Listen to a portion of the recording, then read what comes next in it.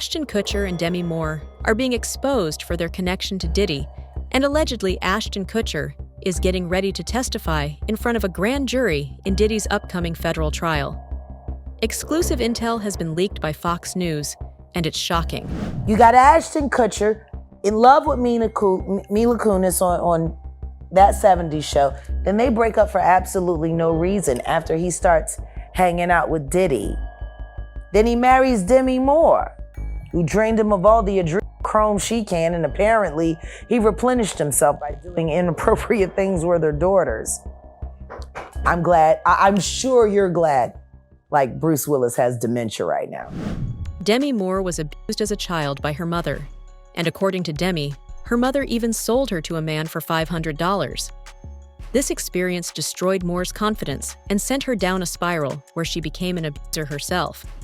It's terrifying how someone who had been abused themselves could go on to be friends with Diddy, a man that everyone in the industry knew was involved in trafficking minors. Now to Demi Moore. She revealed in her memoir that she was sexually assaulted at the age of 15, writing that her mother let the abuser in their home. Well, today, Demi talked to Howard Stern more about this on his Sirius XM radio show.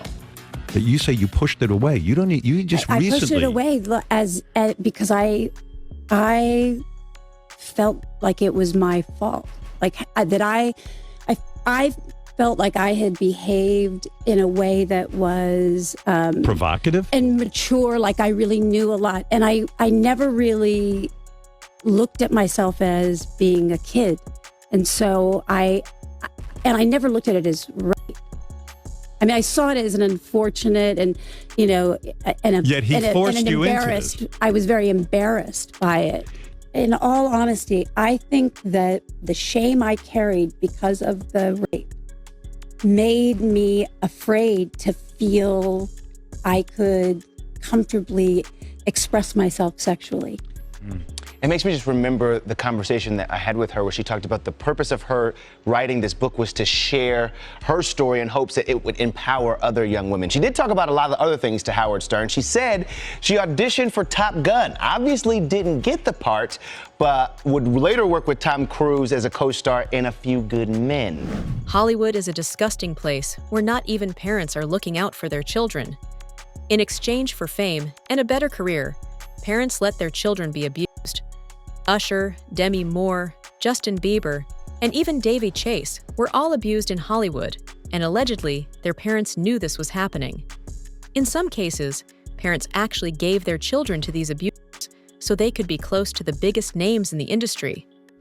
As an anxious teen, she is taken by her mother to bars so that men will notice them. She's 15 when she comes home one night and an older man they know is in the apartment with the key. She writes, it was rape and a devastating betrayal, revealed by the man's cruel question, how does it feel to be whored by your mother for $500? Do you believe she sold you? I think in my deep heart, no. I don't think it was a straightforward transaction, but she still did give him the access and put me in harm's way. Demi Moore has been caught on tape having inappropriate relations with minors. A recently resurfaced video has drawn attention to Demi Moore, which shows her kissing her former General Hospital co-star, Philip Tanzini, and despite being married at the time to Freddie Moore.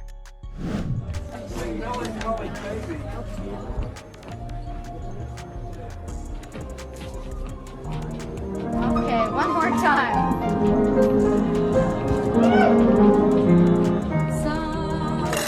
Why do you think everybody's come out?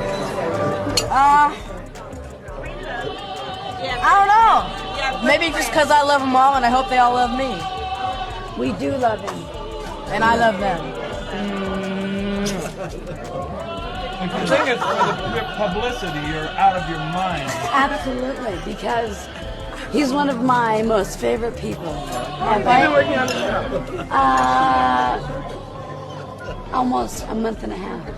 What's your role? I'm Luke's new love. And I'm Philip Tanzini, and I play Jeremy, and you're stealing my part. I'm sorry. We're moving on to interview number 2 here. Oh, okay. Because I love Philip, and he's the only one I love. Do your interview already. All right. I'm looks in love, but personally, I love Philip, and that's it. Okay. We got our new storyline cooking up pretty soon. Have a bite. I want to say happy birthday to Philip because I love him dearly. He's one of my most favorite people. For about 3 weeks, and he's been terrific.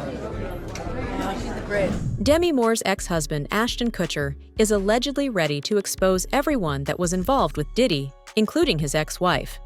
Recently, in an episode of the PBD podcast, Fox News host Jesse Waters said that Fox News had received credible intel that Ashton Kutcher was getting ready to testify against Diddy and had agreed to cooperate with the feds. There are rumors that Ashton was caught on Diddy's tapes, and he's worried about ending up in jail. Used for blackmail material. They'd bring in these people. A lot of these people were also aspiring young artists in the music industry. And then these parties were sponsored by Motown Records CEO, Universal Records CEO. This goes all the way to the top. And so you get these people in compromising situations. The drinks were laced. The videotapes were hot. And then at the end of the day, you wake up the next morning, what did I do? And then they have compromising material on you. And then they can guide your career. They could kill your career, but they got you. And it wasn't just people in the music business. As you said, there were athletes, there were celebrities, there were politicians, people from the royal family. And we were also told by the former bodyguard that Diddy was an FBI informant. Whoa. So he was a snitch and was feeding information to the feds.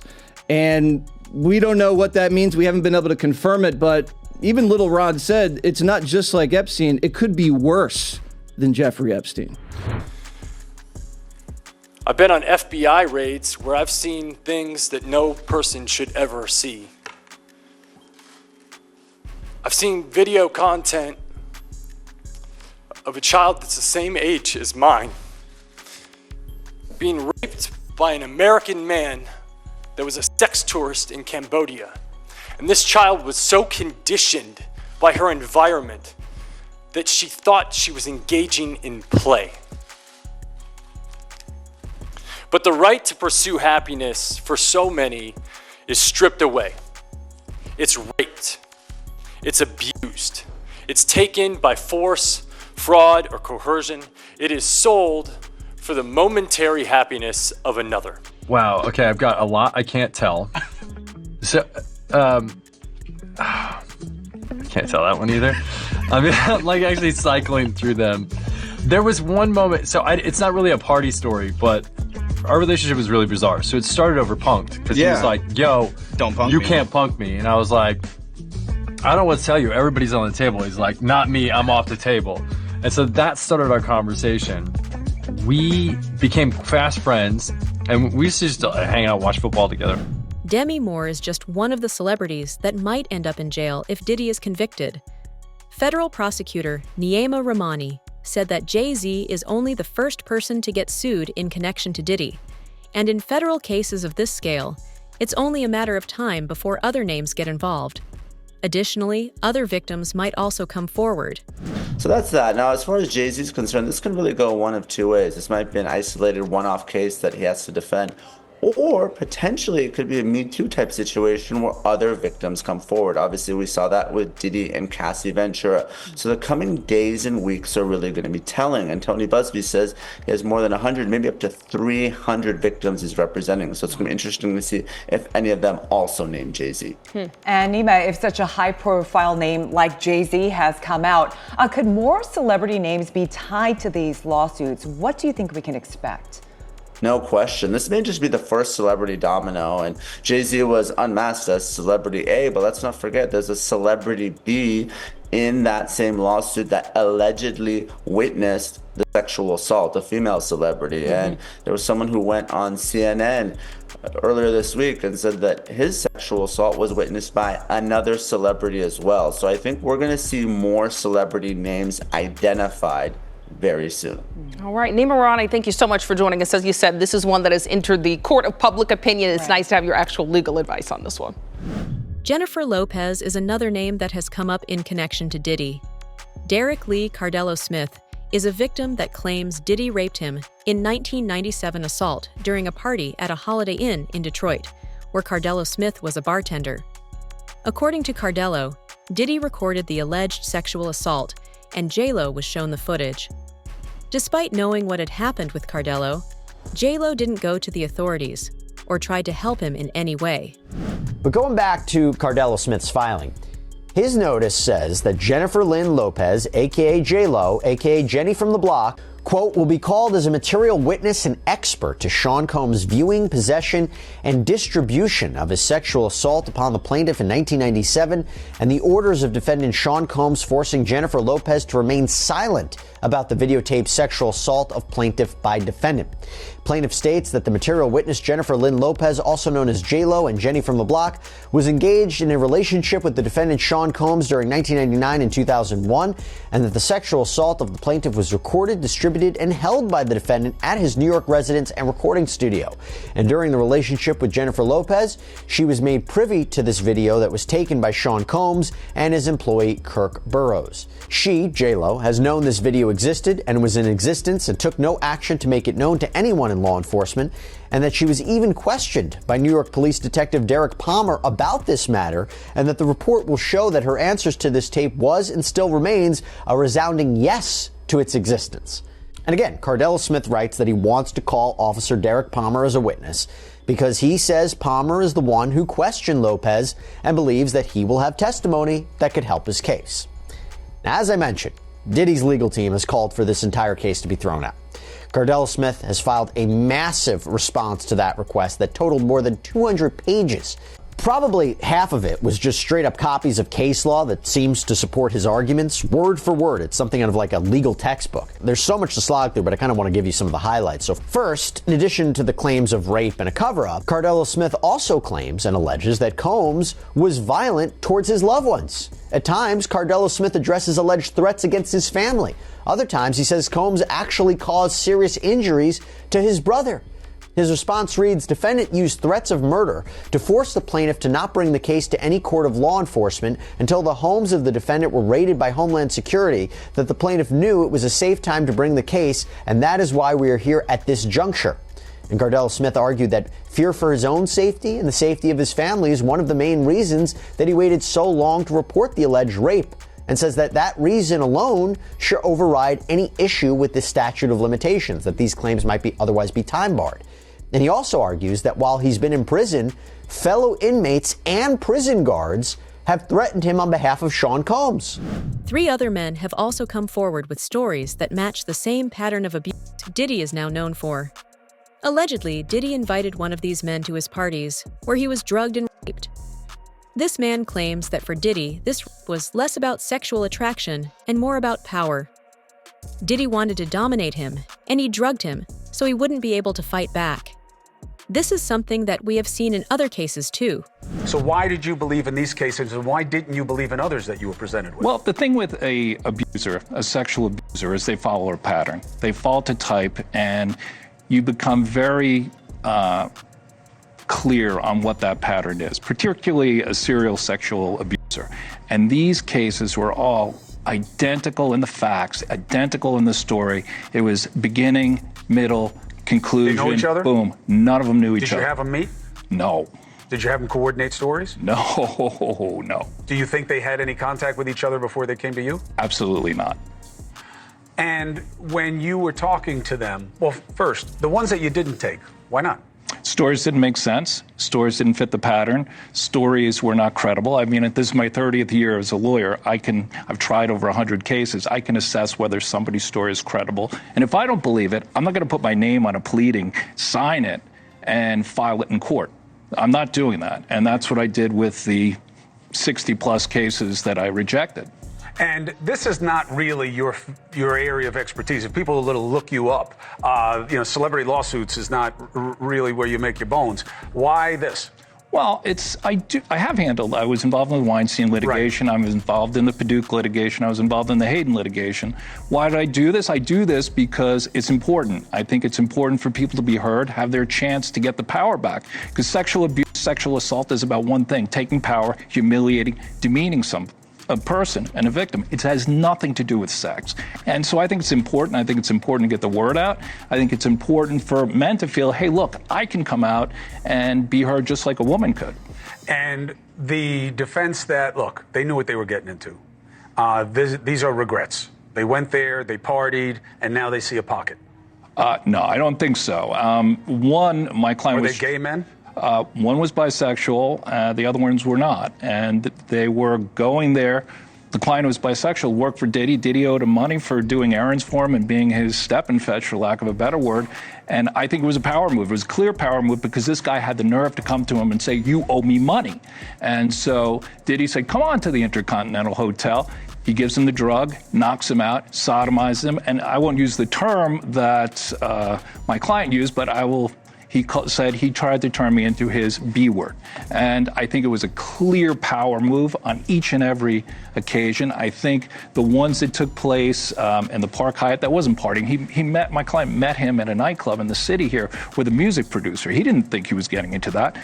The man who was raped in the Hamptons, he thought he was going to a white party. Who wouldn't want to go to a white party? I would have gone to a white party back in the day. I wouldn't go now.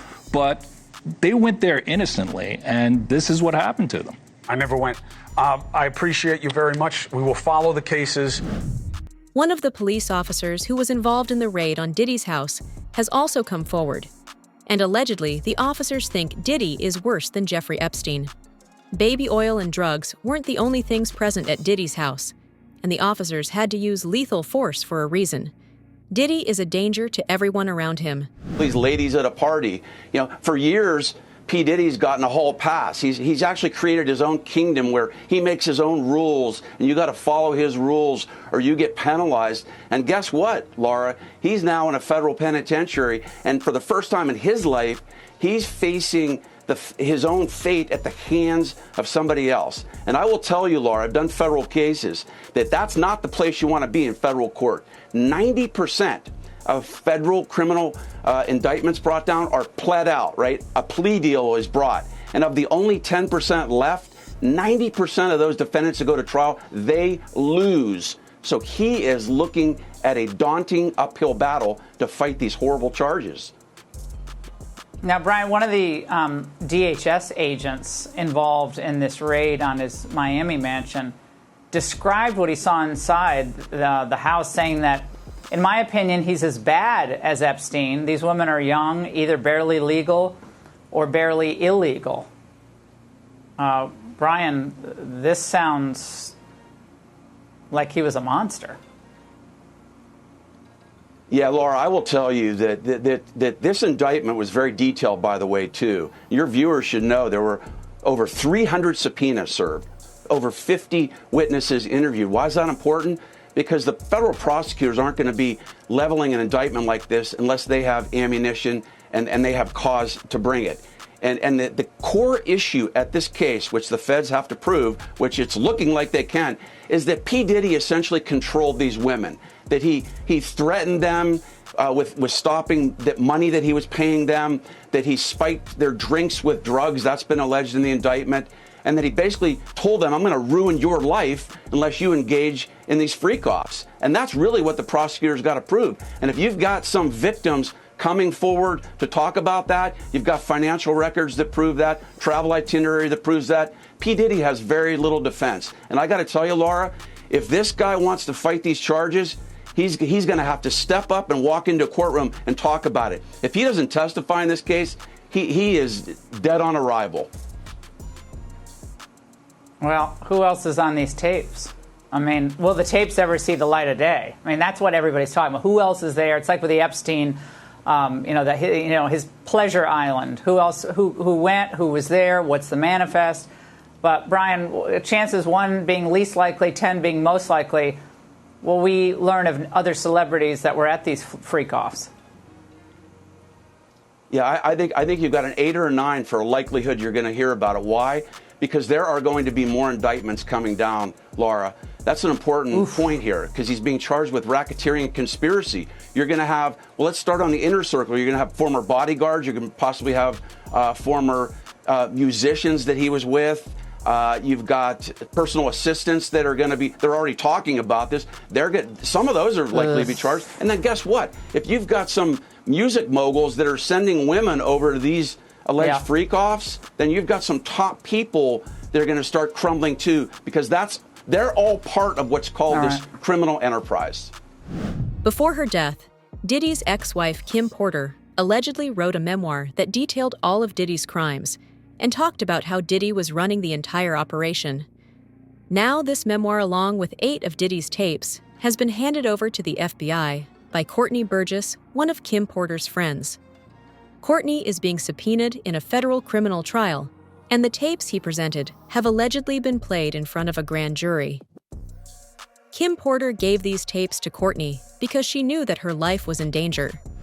And those statements include descriptions of what the witness says he saw on those tapes. So I asked him about that, and he answered what he could, given the limitations imposed on him after testifying before the grand jury. Out of those 8 videos, 8 celebrities, 6 men and 2 women, how many of those 8 celebrities were close to being underage or potentially underage? 2 males. 2 males. And of those 8 celebrities, how many of them were intoxicated or under the influence of drugs? This is going to be all speculation. I just want to preface it by he wouldn't know if they were. Right. Sure. Appear to Let be. me rephrase it. Based on, yes. Understand. Out of the 8 celebrities who were recorded having intimate relations with Sean Combs, how many of them appeared to be either inebriated or intoxicated or under the influence of drugs? All of them. All of them. Out of those 8, how many appear to be potentially victimized? How many might have been victimizing? I think all, to be honest, all. Were victims They or victims. were perpetrating? Victims. They were, all 8 were victimized. Yeah, meaning this was happening to them and they were inebriated. Right. Not knowing, I guess, how much proof it was in it, what they was doing.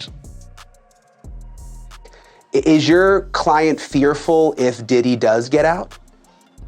As you know, I represent other clients, actual victims who have sued Mr. Combs, Diddy, in civil court, and all of them are very apprehensive about their safety if he were to be granted bond. I am confident in the court. I am sure that the court will remain with their previous decision of no bond. I feel like the judge only gave this let me think about it just to not make it as obvious. But I have all the confidence in the world and the federal court and the state of New York that they will remain keeping Diddy under no bond and that all of the victims in this case will be able to proceed sooner rather than later. Yeah, and you mentioned, I mean, you don't just represent this man, you represent other alleged victims too and people involved. Have there been any threats made against any of your clients? There have been threats from people on the internet, but not from, at least what we don't know, from Diddy to be directly. So my clients have, Mr. Burgess has received several death threats. My client, Mrs. Parham, has been receiving threats, but we don't know if they're just regular people from the internet or if they're actually people who were sent by Diddy. Do you have any idea where the threats are coming from? I mean, have you done any investigation? Well, most of the investigation leads us to a lot of burner accounts on Instagram, and we're trying to now sift through possibly working with law enforcement to try to get subpoenas to determine the IP addresses of where those threats were emanating. So, okay, interesting. We know that the cease and desist letter has now come. Has there been any other pressure of any kind that you or your clients have felt to stop talking? In general, I feel that the gag order, when we talk about that, Mark Agnifilio wrote about me specifically, and also all of the other plaintiffs in the civil lawsuits to try to have all of us gagged. There's pressure every day that is continuing to talk about this. is putting not only our lives in jeopardy, but could be potentially used against us in a gag order. Diddy had a habit of abusing people and wanted to make them feel humiliated.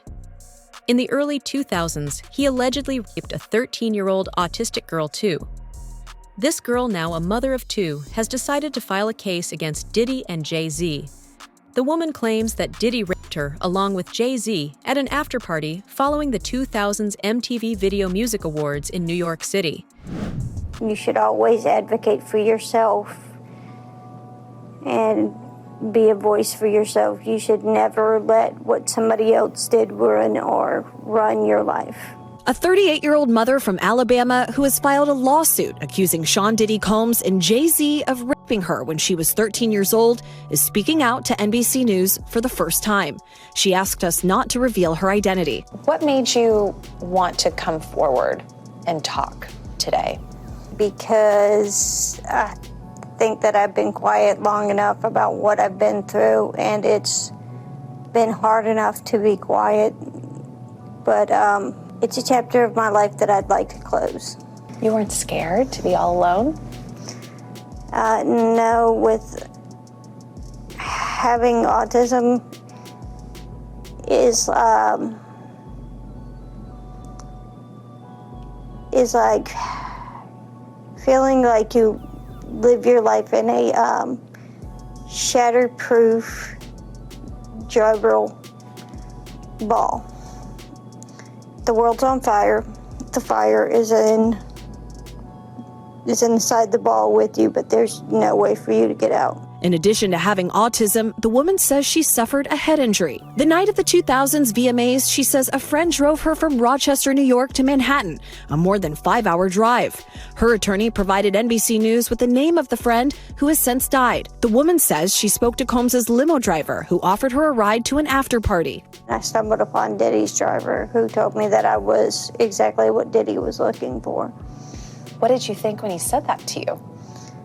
I thought it meant that I was just pretty.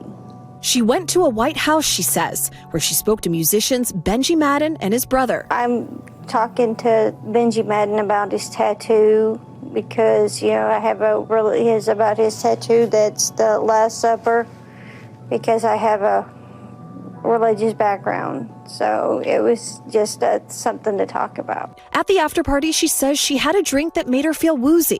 Then she says Combs and Carter took turns raping her while a female celebrity watched. JC comes in and rapes me. He at that point I was fighting, trying to get away from him, and he put his hand over my mouth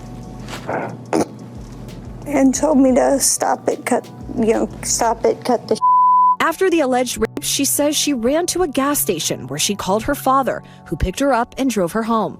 We rode home in silence. He didn't ask me what happened. He didn't ask me what I did or where I was. It seems like the walls are closing in on some of Hollywood's most powerful players. From shocking revelations about Ashton Kutcher and Demi Moore's alleged involvement to Diddy's unraveling empire, the truth is finally coming to light. As more victims and witnesses step forward, this scandal is shaping up to be one of the most explosive in Hollywood history. What do you think about these allegations? Are Ashton and Demi preparing to turn on Diddy to save themselves? Drop your thoughts in the comments below